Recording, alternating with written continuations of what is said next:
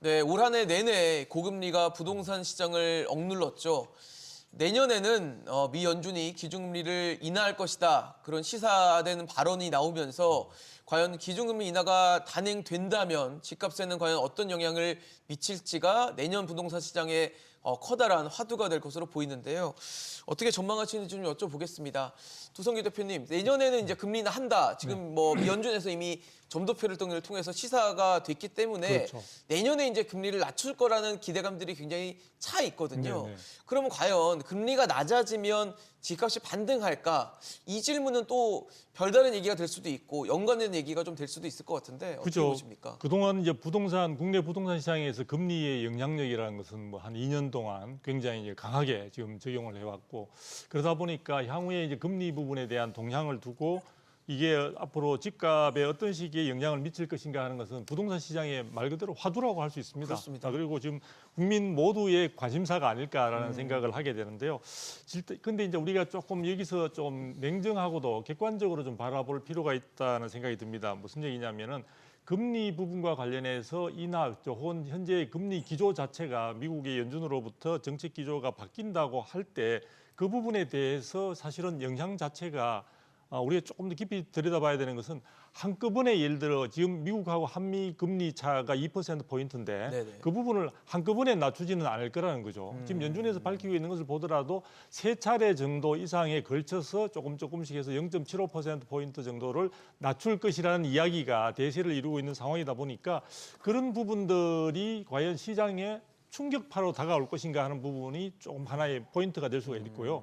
그다음에 이미 지금 미국의 금리 부분에 대한 정책 기조의 변화 가능성에 대비해서 국내 금리 부분의 시장에 있어서도 좀 어느 정도 일부가 지금 반영이 되고 있는 듯한 모습을 보여주고 있습니다. 그래서 주담대 같은 경우에서는 지금 금리가 조금씩 낮추어지고 있는 상황들이 있거든요. 그러니까 이 충격파가 크게 올 것이 어느 정도 지금 일부 소화가 되고 있는 그런 측면들이 있고요.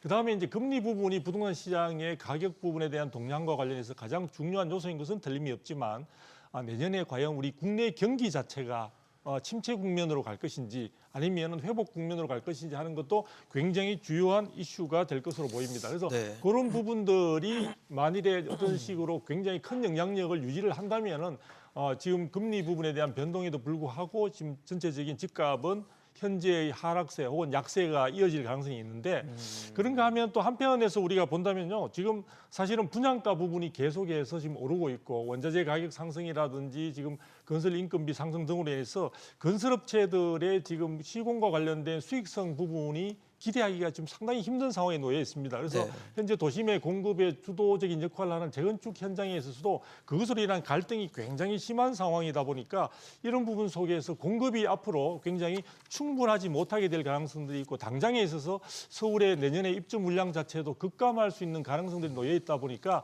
수요 심리가 그러한 시장 동향에 대해서 불안감을 느끼게 된다면 내 집 마련의 시기를 좀 더 앞당기고자 하는 그런 쪽으로 이어질 수도 있다. 그래서 그런 부분들은 시장의 전체적인 집값을 회복시키는 쪽에 상당히 힘을 보태줄 가능성이 있는 그런 상황입니다. 그래서 이 두 가지가 모두 있는 가운데 저보고 과연 어떻게 생각하느냐고 물으신다면 그게 제일 궁금하죠. 저는 상저하고 상저하고. 그러니까 상반기 중으로 지금 예고되고 있는 한 5월경에 미국의 연준의 금리 인하가 시작되면은 그때까지는 현재 약세 기조가 이어지면서 시장의 관망세가 이어지다가 그때 이후로부터 본격적인 수요 심리 회복과 함께 집값 부분도 상당히 상승 쪽으로 전환되는 그런 모습을 보일 것으로 보고 있습니다. 네, 뭐 결국 금리 인하가 되면 이제 시장에 긍정적인 변수가 될 것이다라고 보시는 건데 어떻게 보십니까? 2024년에는 당장 긍정적인 요인이라고 저는 생각하지 않습니다. 아, 그래요? 왜냐하면 인하가 되더라도. 인하가 되더라도 그러니까 우리가 금리를 인상한다든지 금리를 인하했을 때 미국이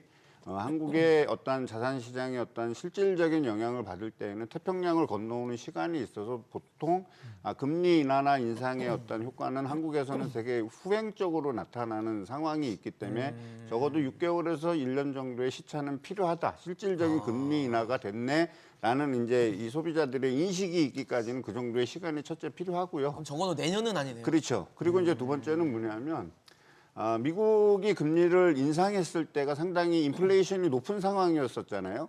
근데 우리나라도 마찬가지로 금리를 인상해야 되는 시기에 상당한 인플레이션이 있었고 그렇지만 가계부채라든지 집값 하락의 어떤 원인이 되기 위해서 우리는 상당히 금리 인상에 대해서 보수적으로 운영을 했습니다. 그 결과가 미국의 5.5%와 우리의 3.5%의 어떤 효과가 2% 갭으로 나타났는데 미국이 지금 당장 금리를 인하한다 하더라도 우리가 바로 내리기에는 우리가 가지고 있는 컨디션이 너무 좋지 않다라는 겁니다.